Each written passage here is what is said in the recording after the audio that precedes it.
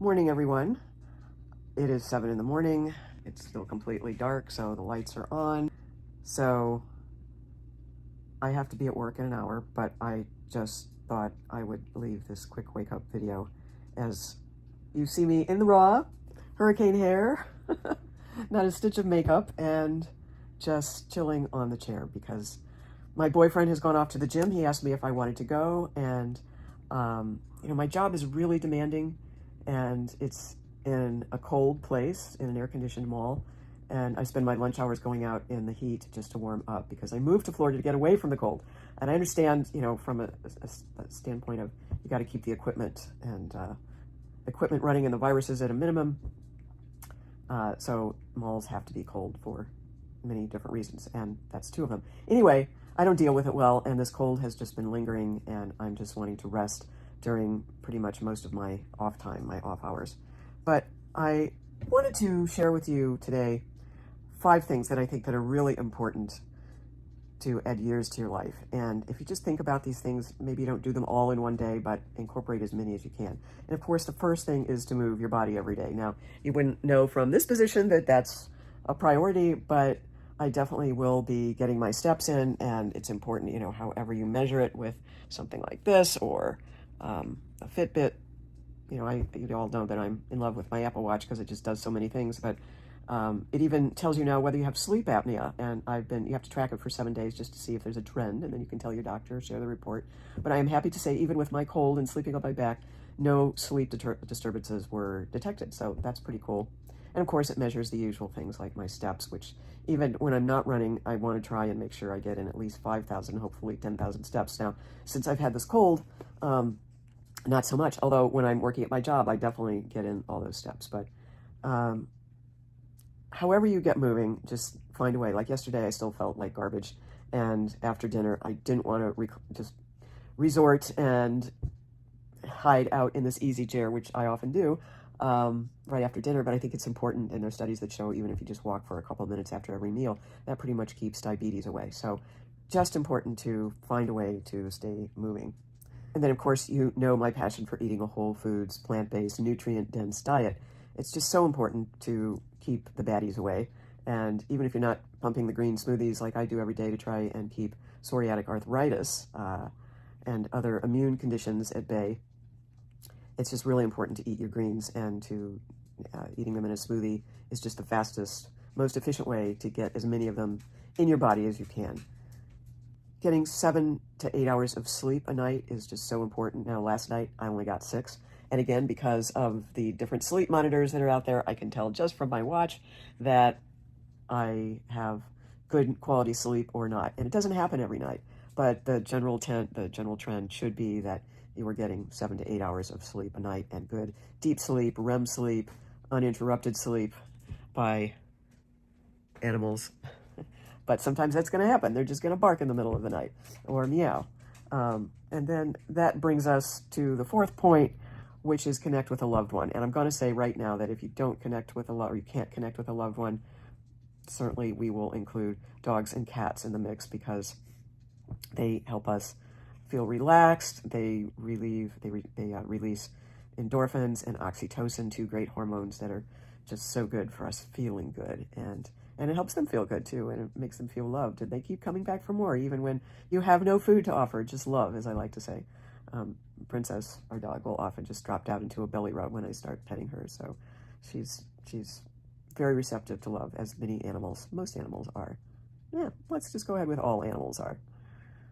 And they certainly need our care, especially in these troubled times. Princess! Oh, she already went outside. I heard the dog door, so I won't ask her to come back inside from that, though if she heard my voice, she would. And the final quality, I think, for improving your life, living longer, is learn something new. I took this job recently that I am by far the oldest. I'm calculating by at least 10 years. But it's just been the coolest thing. I tell people that I think my brain has doubled in size. It's like underneath all that.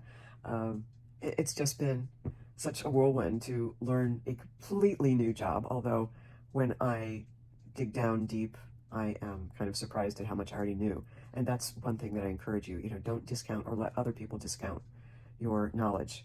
And, that's one of the things that kind of motivated me to get this new job is that I was hearing from someone in my life that I'll just say that I was feeling more my age, and I was thinking more that they were feeling like observing my aging, and I just didn't want that to happen to myself more than anything. So learning something new, proving to the world that you still got it, however that looks, whatever that looks like.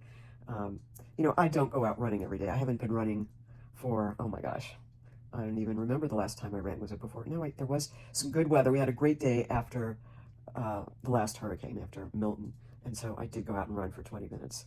And you just have to gauge, if you have upper respiratory issues, maybe not a good idea to go out running, although I have.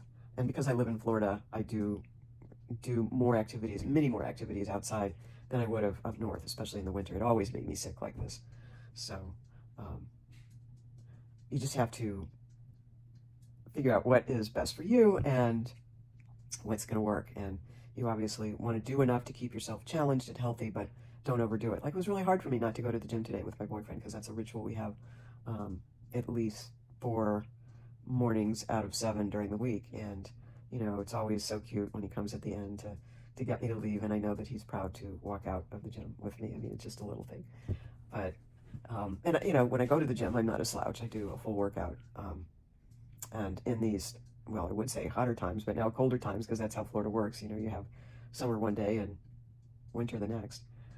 But we call winter below 60 degrees, and maybe I'll throw out a meme about that. But we just can't handle it when it gets colder. And I joke, but it is all what your body gets used to. I used to say that your blood thins, but it's really your skin that thins and gets used to the warmer weather. But definitely, I do more workouts outside. But in these times when it was hotter and more humid, it's difficult to run in the summer. And so going to the gym where I could run on a treadmill, or even just do 10 minutes of that, 5 minutes of that, then hop on a bike, hop on a different bike, hop on the rowing machine, do the Jacob's ladder, which is like a continuous rolling ladder that really gets your heart rate up like nothing else. Mixing up the routine, keeping it interesting. And the big key right now, because I am standing on my feet sometimes as much as 8 to 9 hours a day, even though we do take breaks, it's really hard on my body.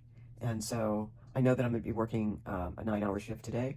And so that's another reason I didn't go to the gym, because I just know that I overdo it. And it's important to recognize what is enough, what is too much, what is not enough. And only you can come up with those numbers, whether it's in minutes of working out or the kinds of exercises you do.